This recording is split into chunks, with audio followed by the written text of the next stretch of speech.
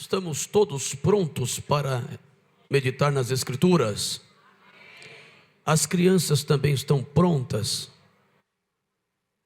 Então vamos meditar. Atos dos Apóstolos, capítulo 2, verso 1, vai dizer assim: cumprindo-se o dia de Pentecostes, estavam todos reunidos no mesmo lugar. Verso 4: e todos foram cheios do Espírito Santo. Amém. Eu quero pregar nesta noite, irmãos e irmãs, sob o título O Ministério do Espírito Santo na Igreja. Tanto a palavra ministério como ministro, elas são oriundas de uma palavra grega encontrada no Novo Testamento, que se refere à prestação de um determinado serviço. Então, quem ministra, ministra porque serve. Então, se ministra, lógico que vai ser, portanto, caracterizado, denominado como ministro. E se alguém ministra e é, portanto, reconhecido como um ministro por causa da sua ministração, logo também afirma-se que essa pessoa tem um ministério. E é o próprio Paulo, pela orientação divina, em Efésios capítulo 4, verso de número 11, vai falar dos variados ministérios que há dentro da igreja. É o que nós chamamos de dons ministeriais, que são dons dados por Deus para pessoas específicas dentro da igreja. Não são dons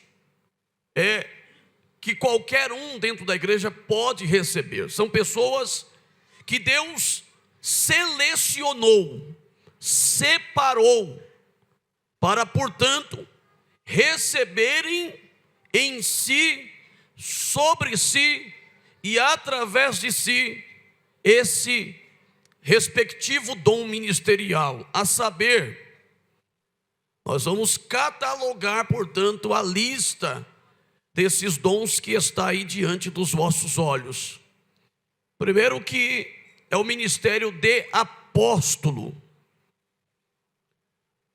Segundo, e permita-me dizer uma coisa para a igreja, nós entendemos biblicamente que o ministério apostólico, dentro da visão, da ótica pré-estabelecida por Jesus Cristo, ele se resume, portanto, naqueles 12 apóstolos, considerando a grandeza, a profundidade e a abrangência da responsabilidade que aqueles 12 homens receberam do Senhor Jesus para, portanto, exercerem o ministério de apóstolos.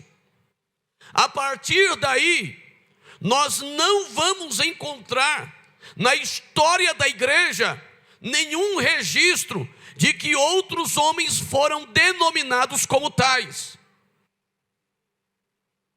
a não ser agora nas épocas da modernidade e da pós-modernidade, que aí já tem um monte de apóstolo por aí que eu não sei se é apóstolo de verdade. Depois nós temos aí o ministério de profetas. E aqui a igreja precisa entender claramente que ser usado no dom de profecia não dá a essa pessoa o direito de ser chamada de profeta. Porque só pode ser chamado de profeta, biblicamente, aquele que recebeu o ministério de profeta. A pessoa que é usada no dom de profecia, que são duas coisas diferentes, dom de profecia e ministério de profeta, são duas coisas diferentes. O ministério de profeta dentro da igreja está em plena evidência. E eu, por exemplo, eu recebi do Senhor o ministério de profeta. Por que que eu falo isso? Porque aprove a Deus fazer-me ser, portanto, um ministro da sua palavra. Deus capacitou-me e ungiu-me pelo Espírito Santo para ser um ministro da palavra a vosso favor. Portanto, quem ministra a palavra pelo ministério de profeta é então reconhecido como um profeta. E esse, logicamente, ele tem por obrigação buscar de Deus o dom, a manifestação em si, a operação em si do Espírito Santo pelo dom da palavra da sabedoria e pelo dom da palavra da ciência. Porque ninguém consegue pregar a Bíblia, entender a Bíblia, senão pelo dom da palavra da sabedoria e o dom da palavra da ciência. Aí cabe aqui afirmar o que Paulo também, de forma muito precisa, ele vai ensinar, dizendo para a igreja que as escrituras não são de particular interpretação, senão é o Espírito Santo de Deus quem nos dá a devida interpretação da palavra de Deus. E aí é através do dom da palavra da sabedoria. Se você tem dificuldade de entender as escrituras, escute isso aqui agora. Se você tem dificuldade de entender os textos sagrados, vá para o joelho e peça ao Espírito Santo para manifestar na tua vida o dom da palavra da sabedoria e o dom da palavra da ciência. E então a Bíblia vai se abrir diante dos seus olhos, a revelação bíblica vai se abrir diante dos seus olhos. Depois nós temos o ministério de evangelista.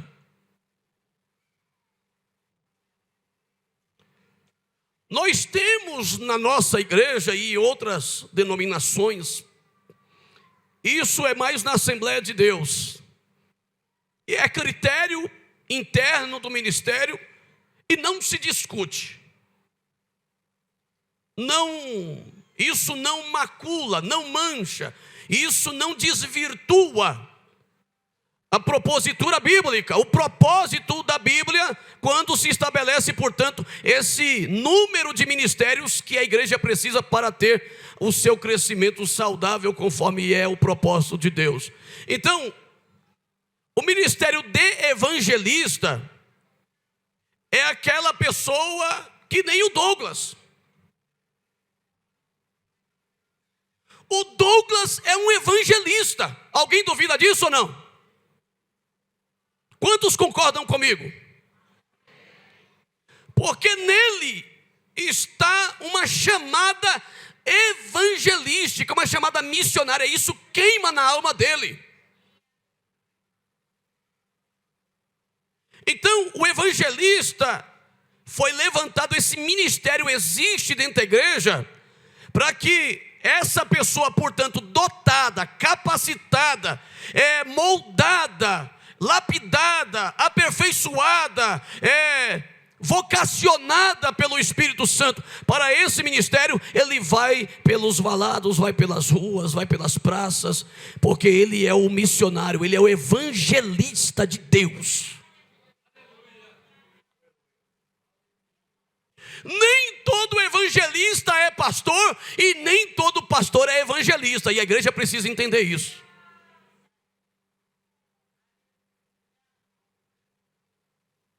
Outro ministério É o ministério, portanto, de pastor. E aí vem a conjunção era ali, que a gente entende que ministério de pastor e de doutor, eles estão somados. É um ministério que um completa o outro. Os senhores e as senhoras, irmãos e irmãs, os obreiros que estão aqui, a nossa retaguarda e a nossa vanguarda, os irmãos se lembram daquela expressão paulina na carta que Paulo escreve a Timóteo, quando ele vai dizer, eu não me lembro agora se é 2 Timóteo ou 1 Timóteo, capítulo, acho que é 2 Timóteo, capítulo 2, versículo 15, procura apresentar-te a Deus como obreiro aprovado, que não tem do que se envergonhar e que maneja bem a palavra da verdade. 2 Timóteo. Então, Paulo está dizendo para Timóteo com a idade entre os seus 17 a 19 anos de idade, ele foi enviado, comissionado, chamado por Paulo para pastorear a igreja de Éfeso. E Paulo está dizendo para o jovem pastor Timóteo, para que ele tenha o cuidado de apresentar-se a Deus como um obreiro aprovado, que não tem do que se envergonhar e que tenha a capacidade de manejar bem as escrituras, quando for ensinar as ovelhas de Jesus no caminho da verdade. Então eu quero dizer para os irmãos, todos nós obreiros da igreja, todos nós obreiros da igreja, repito, todos nós obreiros da igreja, cooperador, diácono, presbítero, evangelista, pastor, todos nós. Só que agora eu vou abranger. Quantos obreiros e obreiras do reino de Jesus Cristo temos aqui nesta noite?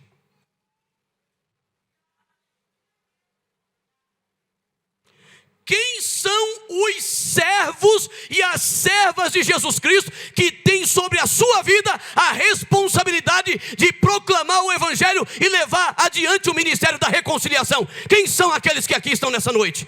Então procura apresentar-te a Deus aprovado como um obreiro, como uma obreira, que não tem do que se envergonhar e que sabe manejar bem a palavra que Deus colocou na tua mão.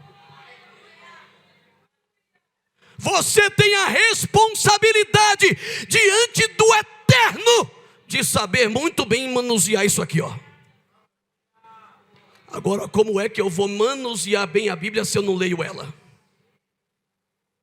Como é que eu vou falar de Jesus se eu não conheço, se eu não sei nem o que está falando de Jesus na Bíblia? Eu sei o que me falaram. Eu vivo pelo que eu escuto, não pelo que eu pesquiso.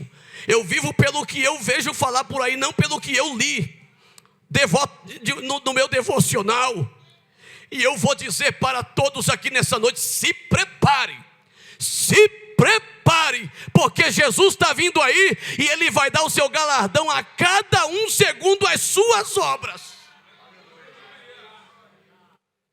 Porque Paulo escrevendo lá, me parece que para Coríntios, se eu não me engano, ou Tessalonicenses, ele vai dizer, eu não me recordo agora, mas é uma dessas duas cartas, ele vai dizer que todos nós devemos comparecer ante o tribunal de Jesus Cristo. Tem muita gente, olha irmãos, é válido lembrar isso aqui. A responsabilidade aqui é de todos.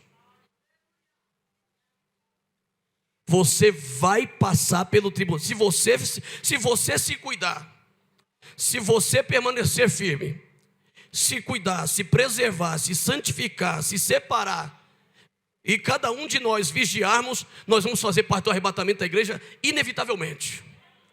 Só que não se esqueça que se você fazer parte do arrebatamento da igreja, quem aqui quer fazer parte do arrebatamento da igreja?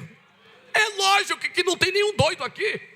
Todo mundo quer fazer parte do arrebatamento da igreja, mas não se esqueça que nenhum de nós vamos ser arrebatado e passar direto. Eu já vi acontecer uma coisa na igreja. de eu, às vezes, está chegando uma pessoa na porta da igreja e eu estou conversando, eu percebi, a pessoa, ela percebeu que o pastor estava ali, deu um negócio assim, que a aceleração do nada aumentou e passou rapidinho. E eu só observando. Mas passou, já entrou. Eu não vou falar como eu vou falar, não tem como falar mais nada. Mas lá com Jesus não vai ter como passar rápido, não.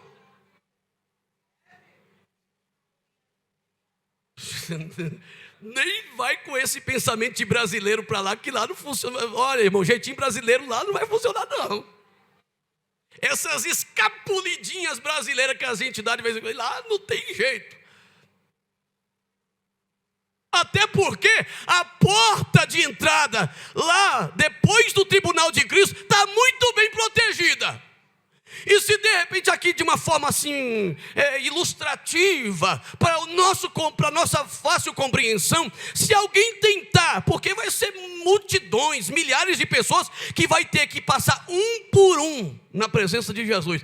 Você vai lá na casa lotérica, ali no Itaim, aqui naquela, onde tem ali o shopping Hollywood, vocês sabem, tem uma casa lotérica ali, não tem? De vez em quando, enfim, qualquer casa lotérica da vida que vocês vão, ou no banco da Caixa Econômica, no Banco do Brasil, esses bancos mais populares, que quando você vai lá pagar sua conta ou receber seu pagamento, que você vê aquela fila, principalmente no caixa, fala a verdade, dá um ânimo tremendo de ver aquilo, não dá? Dá uma alegria tão grande. Você fala, hoje é o meu dia. E aí você fica com pressa. E às vezes tem aqueles até que desistem, vai embora e volta no outro dia. Quando volta no outro dia está pior. Só que no céu não vai ser assim não, povo de Deus. Você não vai ter como deixar para o outro dia não. E outra coisa, vai ter que esperar a sua vez. É milhares e milhares de cristãos. É milhares e milhares de homens e mulheres, jovens, adolescentes e crianças que foram arrebatados para os céus, mas que terão que comparecer no tribunal de Jesus Cristo. E vai ter tempo de sobra para Jesus fazer uma entrevista olho a olho com cada um de nós. A eternidade é nossa. É lá que a gente vai ver a coisa. Lá não tem desculpa. Lá não vai ter justificativa. Ninguém vai poder chegar lá e dizer para Jesus, Senhor, eu não consegui, Senhor, eu não fiz, porque é mais ou menos aquela parábola dos talentos. Jesus deu 5 para um, deu 2 para outro, deu 1 para um, e aquele que recebeu 1 falou, Senhor, eu fiquei com tanto medo, Senhor, e eu guardei o talento para não perder. Jesus, tá bom, mau e negligente servo, dá cá o talento que eu te dei. Porque aquele que tem, lhe será dado, mas aquele que não tem, até o que tem lhe será tirado. E o servo negligente e infiel padecerá nas profundezas das trevas. E lá disse Jesus que haverá pranto e ranger de dentes, que Deus tenha misericórdia da nossa pobre alma. Então, amados irmãos, a palavra está à disposição de todos nós. Como a Bíblia. Faça da palavra de Deus o seu oxigênio diário. Em nome de Jesus Cristo. Talvez na sua limitação tenha às vezes aquelas pessoas que na sua limitação não tem dificuldade de ler. Não é porque não tem vontade de ler, mas tem dificuldade de ler. Então pede para alguém ler para você. Mas de alguma maneira, escute o clamor do Espírito Santo. De alguma maneira, venham para a palavra, voltem para a palavra em nome de Jesus. Então procura apresentar-te a Deus aprovado como obreiro que não tem do que se envergonhar. E eu quero dizer que todos esses ministérios que tem dentro da igreja, Jesus não chamou ninguém para poder ser ministro, para ser servido, mas para servir.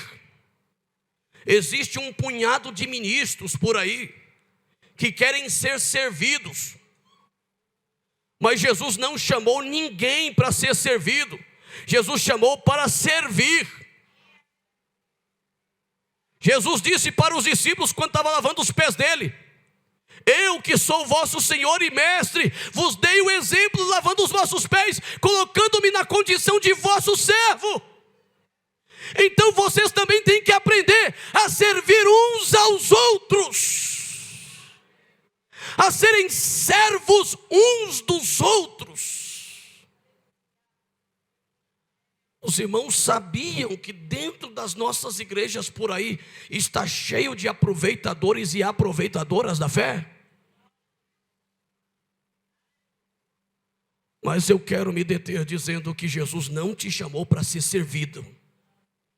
Jesus não te chamou para que você fique sentadinho só sendo servido. Jesus te chamou para servir também. Jesus te chamou para que você vá ajudar alguém, para que você vai servir alguém. Em nome de Jesus, faz isso. Mostra para Jesus que o seu coração está aberto para isso. Mostra para Jesus. Você não precisa mostrar nada para os homens da terra. Você tem que mostrar para Jesus. Porém, quando os homens na terra contemplarem as vossas boas obras aqui, eles vão glorificar o vosso Pai que está no céu, porque aí vai ser testificado que Deus está em você por ocasião das tuas obras que você pratica.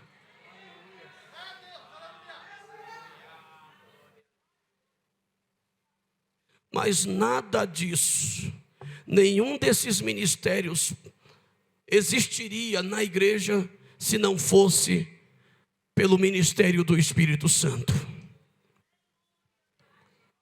Se não fosse pelo ministério do Espírito Santo, nenhum desses ministérios e desses 9 dons que tem aí não estaria aqui na igreja. E eu me recordo do que Jesus disse lá em João 16, não me recordo o versículo agora. Jesus disse: se eu não for, é necessário que eu vá, porque se eu não for, o outro não virá. Quem é o outro? O Consolador.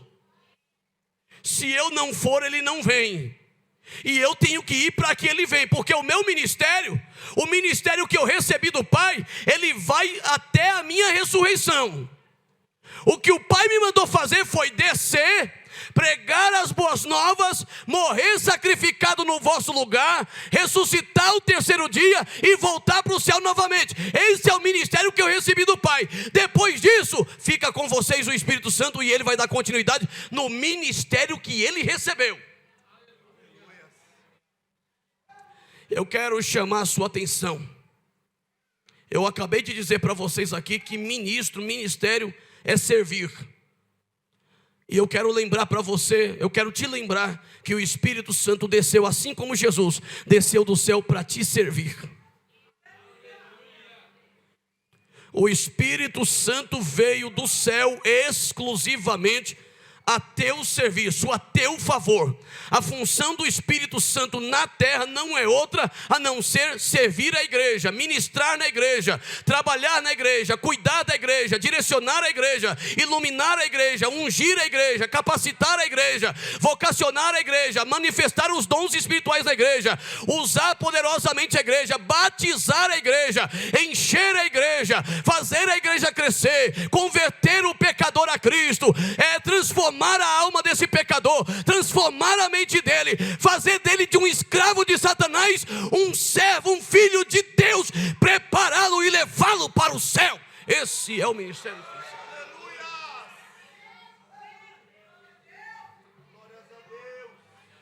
Eu quero lembrar você que o ministério que o Espírito Santo recebeu do Pai a teu favor, ele está cumprindo direitinho.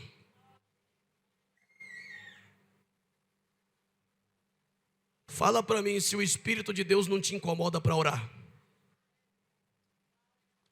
Quantos nessa congregação tão preciosa são tocados pelo Espírito Santo para orar?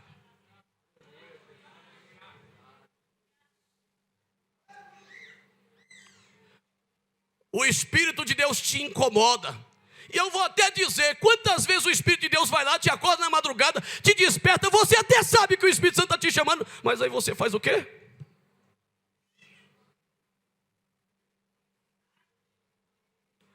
Aí você se lembra daquele texto de Atos dos Apóstolos que aconteceu com Eutico, e caiu sobre ele um profundo sono. Senhor, e caiu sobre mim um profundo sono. Tem misericórdia. Pá, acabou.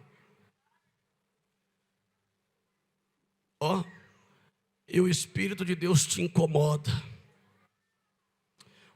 Olha, irmãos, eu estou pregando e o Espírito Santo está te chamando. Eu estou pregando e o Espírito Santo está te chamando. Onde você está nessa terra? Onde está a tua mente nessa terra?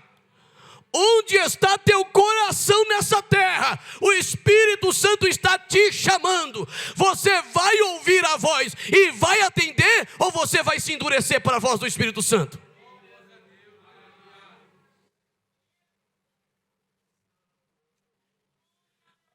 Irmãos, eu lamento tanto. Eu lamento tanto, eu lamento demais da conta. Quando eu vejo muitas pessoas postando tantas mensagens bonitas nas redes sociais, mas aquelas mensagens não condizem com sua vida. As pessoas postam mensagens sobre o amor de Jesus Cristo, sobre a presença do Espírito Santo, sobre o cuidado de Deus, sobre tantas coisas referentes a Jesus, referentes ao Espírito Santo, referentes ao amor de Deus, mas a vida dessas pessoas não condiz. Porque quando você vai olhar, as pessoas estão fora da igreja, estão afastadas do culto, não tem prazer de cultuar mais, não tem prazer de buscar a face de Deus. São pessoas que espiritualmente estão fracas, anêmicas, vazias. Enquanto Deus está chamando elas, elas simplesmente se fecham.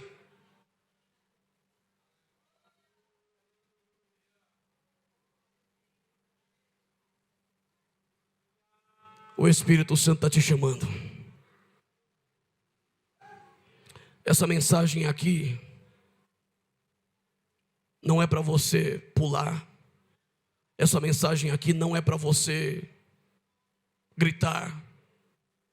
Mas essa mensagem aqui é para você parar e pensar e refletir e despertar. Reconhecer sua condição agora. Ou eu sou crente de verdade ou eu não sou. Ou eu tenho fogo de Deus na minha vida, ou eu sou um pavio apagado. Ou eu sou uma verdadeira luz em meio às trevas, ou então eu sou uma pessoa saturada pelas trevas. Ou eu amo a palavra de Deus de verdade, ou então a palavra de Deus não está no meu coração. E pode observar, podem constatar que toda vez que o Espírito de Deus traz ao nosso coração uma mensagem que nos chama para a responsabilidade, a gente logo já fica...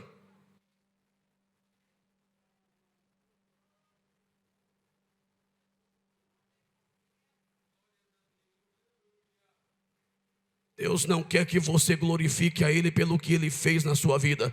Deus quer que você glorifique a Ele sabendo quem Ele é para a tua vida. Deus não quer que você glorifique a Ele pelo que Ele fez na tua vida, mas Deus quer que você glorifique a Ele sabendo o que Ele é para a tua vida. Eu sei quem Tu és, Senhor, não importa o que o Senhor fez, não importa o que o Senhor deixa de fazer, mas eu sei quem Tu és.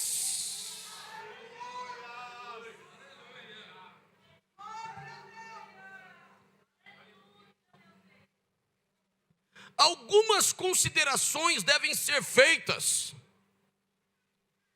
Eu preciso que os irmãos escutem atentamente essa palavra. Algumas considerações devem ser feitas. A primeira delas é que sem o ministério do Espírito Santo, a pregação do Evangelho pela igreja após a ascensão de Cristo não teria êxito e seria infrutífera. Se o Espírito Santo não estivesse com a igreja lá em Jerusalém, por ocasião das perseguições que eles sofreram, se o ministério do Espírito Santo não estivesse na igreja, a pregação do Evangelho não teria tido êxito e muito menos teria frutificado. nós não teríamos sido alcançados pela pregação do Evangelho. Você só foi alcançado pela pregação do Evangelho porque o Espírito Santo, através do ministério, sustentou alguém, preservou alguém, guardou alguém, e através desse alguém fez a palavra chegar no teu coração. A palavra chegou no teu coração, o Espírito Santo te libertou das cadeias do pecado. Agora o Espírito Santo quer usar você para também resgatar alguém.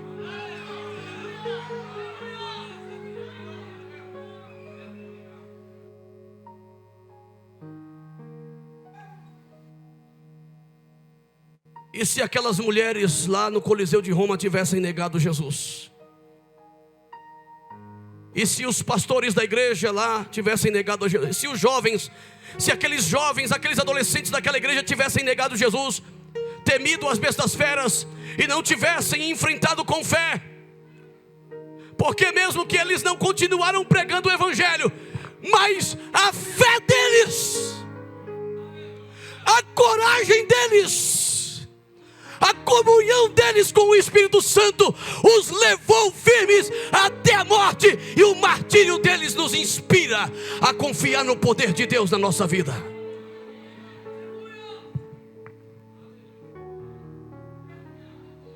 Diga-se a história que quanto mais matavam os crentes, mais aumentava o número de crentes na igreja.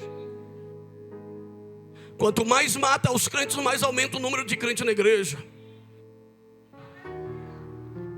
Porque a igreja não está no poder do Estado, não é o governo que sustenta a igreja, não são os homens da terra que sustentam a igreja está no sustento, está sustentada pelo Espírito Santo de Deus.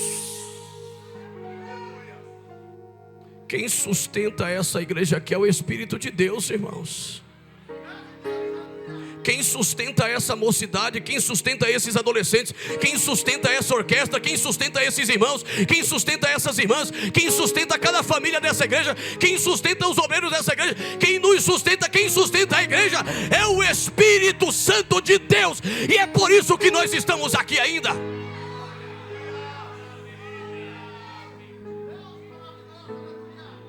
Oh glória, oh glória. Foi Jesus quem disse: sem mim vocês não podem fazer nada. Sem mim vocês não têm possibilidade alguma. Não adianta correr, porque não depende do que corre, não depende do que quer, depende de Deus que opera na vida de cada um de nós, segundo o poder da sua gloriosa e soberana vontade.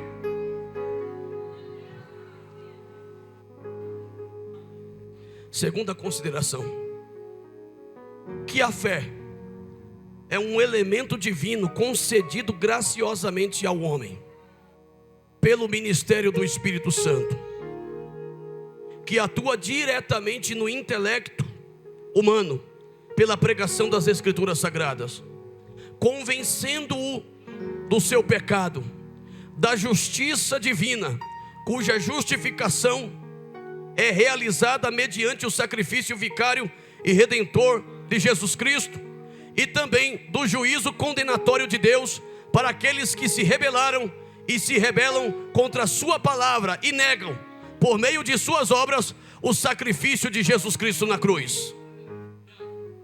Terceira consideração, quem tem ouvidos que ouça e guarde a palavra, portanto, que é pelo ministério do Espírito Santo que o homem recebe de Deus a regeneração e transformação da sua mente e do seu coração, podendo a partir daí ter um real e harmonioso relacionamento com Deus. Quarta consideração, que só podem de fato fazer parte do corpo de Cristo aqueles que têm em si o Espírito Santo, pois é Ele quem faz a operação de ligar o homem ao corpo de Jesus Cristo. Aqui vale ressaltar que nem todos que estão dentro da igreja são igreja de verdade. Quinta consideração, que uma das principais ações do Espírito Santo na igreja é fazer com que cada membro seja um referencial de Cristo ao mundo. Portanto, uma pessoa que se diz cristã e que diz ter o Espírito Santo, mas não é um referencial de verdadeira espiritualidade, de verdadeiro comprometimento com o estudo da palavra, de verdadeiro comprometimento com a oração, de verdadeiro comprometimento com o culto doméstico e o culto no templo coletivo, de verdadeira comunhão com os irmãos, de verdadeiro comprometimento com a evangelização das almas perdidas, então é fato incontestável que essa pessoa está vazia do Espírito Santo. Fato esse que está pondo essa pessoa num risco elevadíssimo ante a iminência da volta de Jesus Cristo para arrebatar a sua igreja. Ou você é ou você não é, ou você faz ou você não faz. Eu gostaria de saber se pelo menos Pedro, Tiago e João estão ouvindo a voz de Jesus aqui nesta noite. Eu gostaria de saber, eu e o Espírito Santo que me utiliza neste momento, nós gostaríamos de saber de você, meu irmão e minha irmã, quantos aqui estão dispostos a buscar a Deus mais do que nunca na sua vida, a se inclinarem perante a face dele, a abrir a sua alma para ter fome e sede de Deus. Morto não tem fome, morto não tem sede, mas quem está vivo tem sede, e a cada dia a sua sede aumenta. Quem está vivo tem fome, e a cada dia a sua fome aumenta. Quem aqui está recebendo vida do Espírito de Deus para ter fome e sede de Deus? Em nome de Jesus Cristo, receba vida. Põe na tela Efésios capítulo de número 5, versículo de número 14 e 18. Olha para esses dois textos, Efésios capítulo 5, versículo 14 e versículo 18.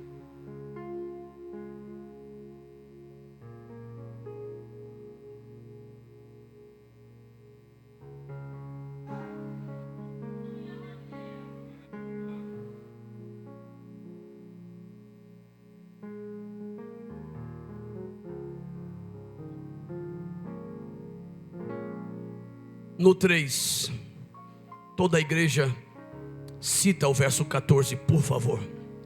1, 2, 3.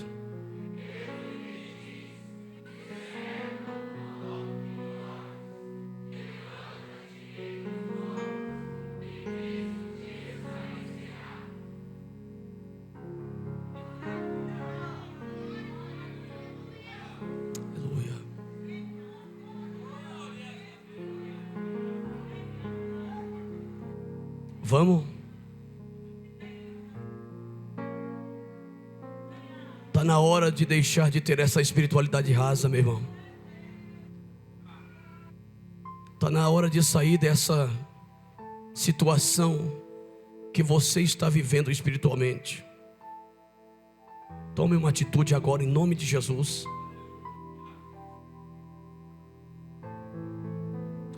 Morra para viver ou viva para morrer. O que você decide?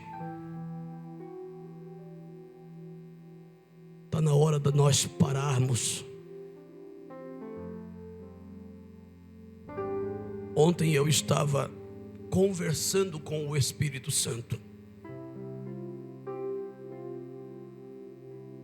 Eu até falei com uma pessoa da igreja sobre essa conversa. E o Espírito Santo estava conversando comigo e me instruindo acerca da misericórdia de Deus. Sabe o que o Espírito de Deus falou para mim? Que a misericórdia de Deus tem limite. Aí eu lembrei de Lamentações 3:22, que vai dizer: as misericórdias do Senhor são a causa de nós não sermos consumidos, porque as suas misericórdias não têm, novas são cada. Aí eu falei com o Espírito Santo: mas Senhor Espírito Santo, o texto está dizendo que a misericórdia não tem fim.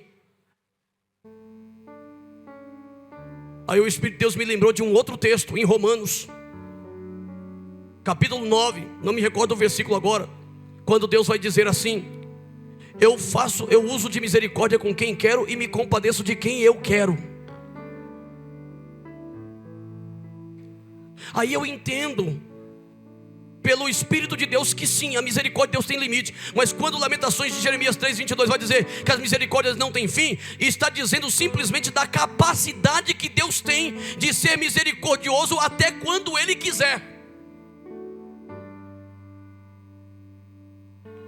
É nisso que a gente vê a misericórdia de Deus. A misericórdia de Deus, ela é ilimitada, porque é uma capacidade de Deus de ser misericordioso até onde Ele quiser. Agora fala para mim, a misericórdia de Deus teve limite para Acã, sim ou não? A misericórdia de Deus teve limite para a vida, para a família de Coré e para ele, sim ou não? A misericórdia de Deus teve limite para Moisés, sim ou não? Até Moisés perdeu. Nem Moisés foi permitida a entrada lá na terra prometida, porque feriu a rocha 2 vezes. E Deus disse: você só vai olhar. Já pensou? Olha, irmão, já imagina Jesus voltando, irmão Washington Paulo. E aí Jesus vai dizer assim para você, para o senhor mesmo: Washington, só dá uma olhadinha, mas você não vai entrar, só olha. Imagina você e seu pai juntos. E aí, eu vou colocar o Lucas para o senhor não ficar sozinho. E aí, Jesus vai dizer assim: tá, só olha. Mas aqui vocês não vão entrar, só dá uma olhadinha. Já pensou isso? Imagina Jesus falar isso para você, meu irmão. Dá só uma olhadinha, mas aqui você não vai entrar. A misericórdia de Deus teve limite para Ananias e Safira, sim ou não?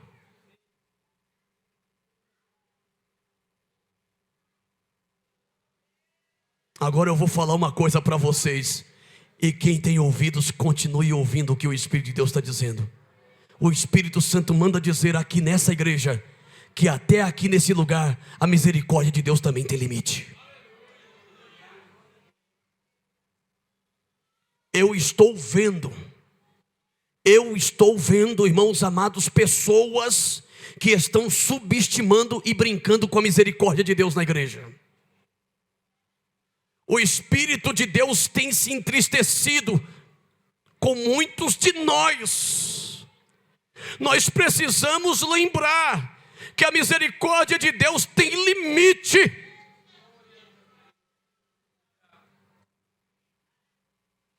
Eu fechei a Bíblia e encerro a mensagem aqui agora.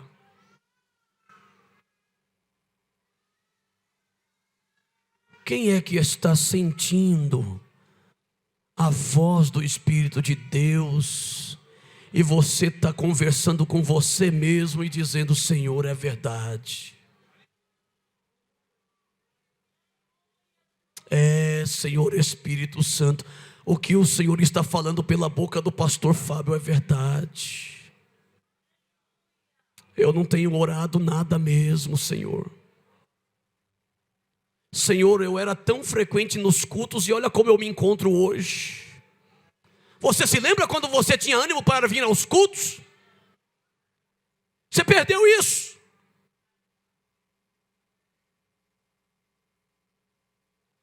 O que nós vamos fazer agora? Tomar a ceia, pegar o pão, pegar o cálice, tomar e ir embora para casa.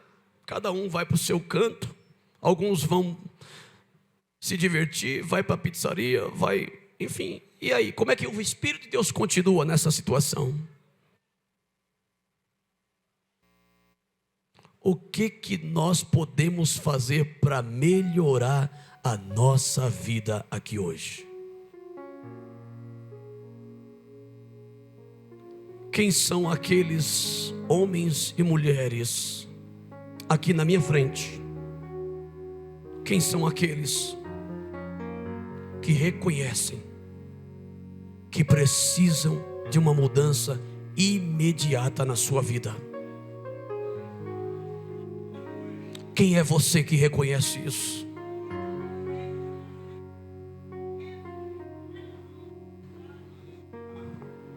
aqui atrás, quem de vocês reconhece que precisa de uma mudança imediata? Não é para o ano que vem, não. É agora. É hoje. É agora. O Espírito Santo quer tratar agora. O Espírito de Deus quer tratar agora. Não tem conversa para amanhã, não. É agora. Só os que estão dispostos fiquem de pé. Os outros permanecem sentados.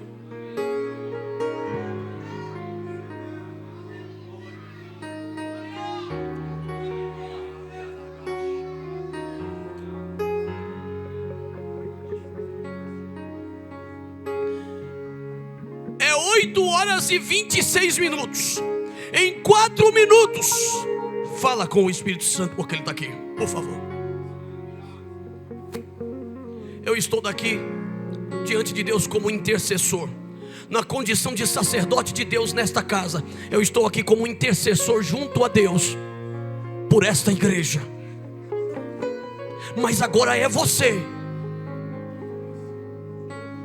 É você. Fala para o Espírito Santo: Senhor, me ajuda, eu quero voltar a ter ânimo para vir nos cultos, Senhor.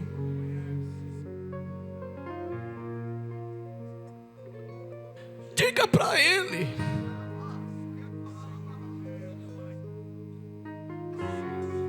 Vai, meu irmão.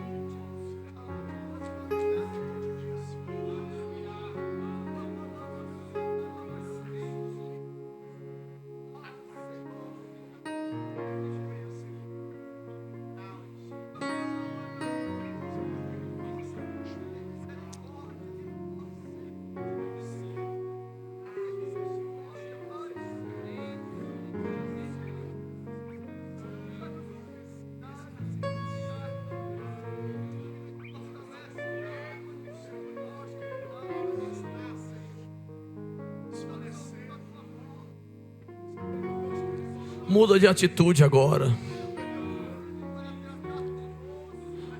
Você que é jovem, você que é adolescente, você que é homem, mulher, pai, mãe nessa casa, tome uma atitude hoje. Só depende de você decidir. É só você querer não aceitar a situação, que o Espírito de Deus está aqui para te ajudar, mas você tem que decidir. Eu preguei quinta-feira aqui, a mensagem está lá no canal do irmão Lucas. Eu falei, a mensagem foi Deus no controle. E Deus falou na quinta-feira para nós virmos buscar a Ele. Ele está pronto para nos ouvir, mas é nós que temos que tomar a decisão e a atitude de vir até Deus. Ele já nos abriu a porta, já preparou o caminho, agora é só vir. Eu fico observando, irmãos, as pessoas dentro da igreja ficam tão perturbadas, tão inquietas por conta de conversas, de fofocas que se fazem por aí. Meus amados irmãos, deixa eu falar uma coisa para vocês. Até eu sofro muitas críticas, até eu sofro muitas calúnias por aí. Muita gente fala muito mal de mim por aí, eu sei disso. Só que se eu ficar me preocupando com isso, eu não vou orar. Se eu ficar me preocupando com isso, eu não vou jejuar. Se eu ficar me preocupando com isso, eu não vou estudar a Bíblia. Se eu ficar me preocupando com isso, eu não vou vir aqui nesse altar pregar a mensagem de Deus para vocês. Se eu ficar me preocupando com isso, eu vou deixar de ser pastor de igreja. E ser pastor de igreja está aqui, no sangue. Seja no Jardim Miriam, seja onde for, a chamada é divina. Chamaram Tiago, chamaram teu Senhor de Beelzebu, de comilão, de beberrão. Falaram tanto mal de Jesus, e Jesus estava lá no Monte das Oliveiras, Isabela. Enquanto estavam falando mal de Jesus e tentando acabar com o ministério de Jesus, tentando acabar com a vida de Jesus, falando mal dele, da família dele, Jesus estava lá no monte orando exatamente por esses que estavam falando mal.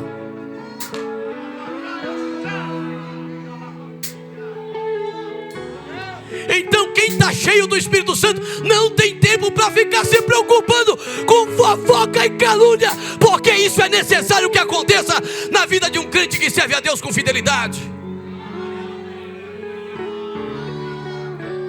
Quem está cheio do Espírito Santo só tem um propósito na vida: é glorificar Deus através da sua vida enquanto existir nessa terra. É glorificar Deus custe o que custar. É glorificar Deus através da tua vida. É glorificar Deus através da tua vida. O que Deus quer é que você glorifique Ele através da tua vida. Você foi tirado do inferno. Deus te arrancou do inferno. Quantos aqui foram arrancados do inferno? Quantos aqui foram arrancados do inferno? Cadê os jovens que foram arrancados do inferno aqui? Os adolescentes. Você foi arrancado do inferno para a derrota de Satanás e para que o diabo, os demônios e o mundo veja que Deus é, que Deus é, Deus é, Deus é. E Ele mesmo é quem vai dizer: eu sou o que sou, assim diz o Senhor Todo-Poderoso Deus.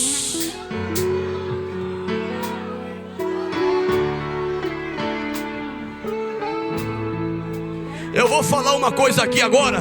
Pode até que parecer de primeiro momento pesado o que eu vou dizer, mas pare e reflita. Se você vive nessa terra, você que conhece a palavra de Deus, você que conhece Jesus, você que conhece o Espírito Santo e vive nessa terra, e a sua vida nessa terra não é para glorificar o nome do Eterno, então você não merece viver nessa terra. Porque o nosso céu, Ellen, a nossa pátria não é aqui. Para de se preocupar tanto com as coisas desta vida tão passageira, tão breve. Para de ficar perdendo sua paz com Deus, sua comunhão com Deus por causa das coisas desta vida. Se levarem o carro, que Deus tenha misericórdia. Se roubarem a casa, que Deus tenha misericórdia. O que importa é que o meu tesouro permaneça guardado lá em cima.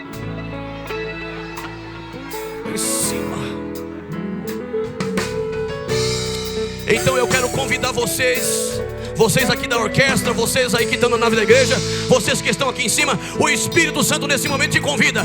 Glorifica o teu Pai. Se coloque na posição e glorifique a tua vida, glorifique o Pai através da tua vida. Jesus diz: eu não vim a não ser para glorificar o meu Pai.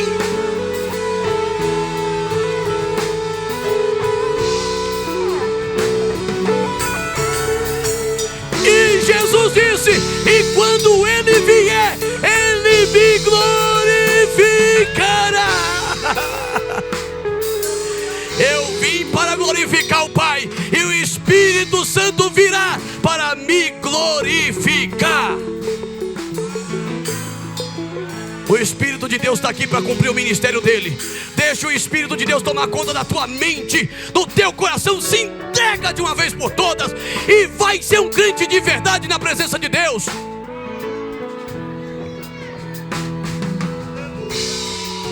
Estamos aqui, Senhor. Oh, que esta mensagem tenha alcançado a todos nessa noite, Senhor. Que essa mensagem, Jesus, tenha efeito na vida de todo este povo aqui da congregação do Jardim Miriam. Que esta igreja, Senhor, seja, meu Deus, avivada pelo teu poder, Jesus, pelo poder da tua palavra. Que qualquer avivamento vindo do céu nesse lugar seja por meio da tua palavra e por meio da oração constante. Faz com que esse povo tenha prazer novamente de cultuar a ti, meu Deus, nesse templo. Senhor, abençoa esta obra. Que hoje seja um marco de Deus na vida deste irmão e desta irmã. Que haja uma mudança na vida deles nesse lugar, Senhor. Senhor Espírito Santo, Senhor Espírito Santo, faz a tua obra. Faz a tua obra. Tome assento, por favor. Tem um hino que tem uma expressão nesse hino: faz a tua obra em mim. Não tem um hino assim? Tem algum hino com essa expressão? Vocês conhecem algum hino que tem uma expressão dizendo faz a tua obra em mim? Conhece?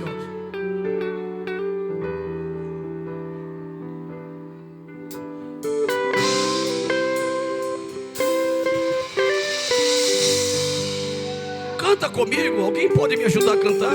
Isabela, vem aqui cantar, Isabela, comigo aqui. Antes de nós irmos para a ceia.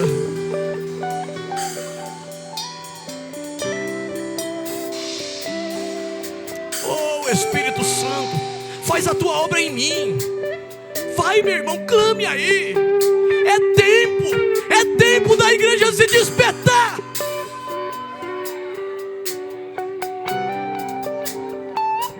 Que o avivamento chegue aqui nessa casa. Que o avivamento de Deus chegue nesse lugar. Quantos podem dizer amém comigo? Que chegue o avivamento na mocidade, o avivamento dos adolescentes, o avivamento das irmãs, dos irmãos, dos obreiros da igreja, o avivamento nas famílias dessa igreja. Que chegue o avivamento nessa casa. Entra na minha casa, entra na minha vida, mexe com minha estrutura, sara todas as feridas, me ensina a ter santidade, quero amar somente a ti, porque o Senhor é o meu bem maior. É o meu bem maior. Faz um milagre em mim.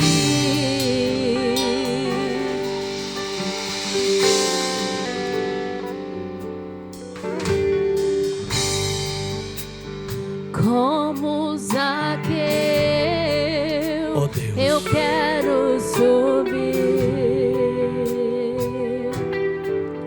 o mais alto que eu puder, só pra te ver, olhar para ti e chamar sua atenção para mim. Eu preciso de ti, Senhor. Eu preciso de ti, ó Pai. Eu preciso de ti, ó Pai. Olha o meu tamanho, eu reconheço a minha pequenez. Sou pequeno demais, me dá a sua paz. Largo tudo pra te seguir. Largar tudo pra seguir a Jesus, olha que coisa. Entra na minha casa, entra na minha vida, entra na minha vida, mexe com minha estrutura, sara todas as feridas, me ajuda a ser melhor, me ensina a ter santidade, quero amar somente a ti, porque o Senhor é o meu bem maior. Faz um milagre em mim. Deus eterno, Deus de toda Entra na glória. minha casa, entra na minha vida, mexe com minha estrutura, sara todas as feridas, me ensina a ter santidade. Eu quero amar somente a ti, porque o Senhor é o meu bem maior. Faz um milagre em mim, Senhor. Glória a Deus. Muito obrigado.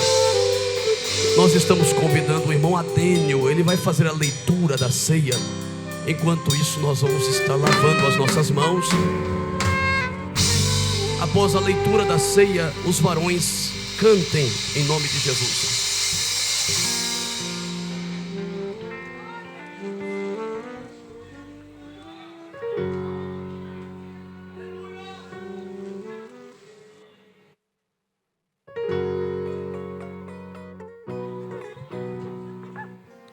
Meus irmãos, recebam a paz do Senhor. Louvado seja Deus. Vamos ler aqui a palavra de Deus, irmãos. Se encontra no livro de 1 aos Coríntios, capítulo 10, capítulo 11 e o versículo 23. Amém? Podemos ver? Diz assim, irmãos: porque eu recebi do Senhor o que também vos ensinei, que o Senhor Jesus, na noite em que foi traído, tomou o pão e, tendo dado graças, o partiu e disse: tomai, comei, isto é o meu corpo que é partido por vós, Fazei isto em memória de mim. Semelhantemente também, depois de ceiar, tomou o cálice, dizendo: Este cálice é o novo testamento no meu sangue. Fazei isto todas as vezes em que beberdes em memória de mim. Porque todas as vezes que comerdes este pão e beberdes deste cálice, anunciai a morte do Senhor até que ele venha. Portanto, qualquer que comer este pão ou beber o cálice do Senhor indignamente, será culpado do corpo e do sangue do Senhor. Examine-se, pois, o homem a si mesmo, e assim coma deste pão e beba deste cálice. Porque o que come e bebe dignamente, come e bebe para a sua própria condenação, não discernindo o corpo do Senhor. Por causa disto, há entre vós muitos fracos e doentes e muitos que dormem. Porque se nós nos julgássemos a nós mesmos, não seríamos julgados. Mas, quando somos julgados, somos repreendidos pelo Senhor, para não sermos condenados com o mundo. Portanto, meus irmãos, quando vos ajuntais para comer, esperais uns pelos outros. Mas se algum tiver fome, coma em casa, para que não os ajunteis para a própria condenação. Quanto às demais coisas, ordená-lo-eis quando estiver convosco. Amém? Igreja, fique de pé, por favor.